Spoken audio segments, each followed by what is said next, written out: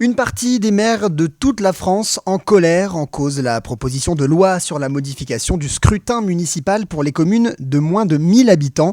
Votée au Sénat le 11 mars dernier, la loi a cette fois été adoptée à l'Assemblée nationale ce lundi, Thomas Gutt. À un cheveu de décaler la loi aux élections municipales de 2032.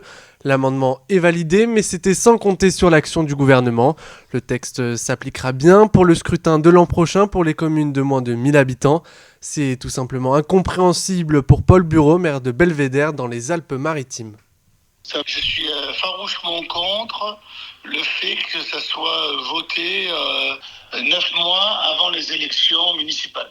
Parce que ça va être super compliqué pour les élus sortants. Ça va être très compliqué pour les candidats éventuels qui voudront se présenter. Au lieu de voter pour plusieurs candidats, les électeurs votent pour une liste fixe. C'est aussi l'obligation de respecter la parité. Si cette mesure est acceptée par tous, ce n'est pas forcément le cas de la fin du panachage. La possibilité pour les élus de rayer certains noms de leur liste. À la place, les candidats peuvent présenter des listes incomplètes. Objectif de la loi, harmoniser le mode de scrutin à toute la France et redonner de la vitalité démocratique. Ce qui ne convainc pas Yves Gilly, maire d'Utel. Pour lui, la solution, c'est simplifier. Il faudrait qu'il y ait une grosse réflexion pour simplifier le travail des maires et des secrétariats de mairie, que ce soit moins compliqué.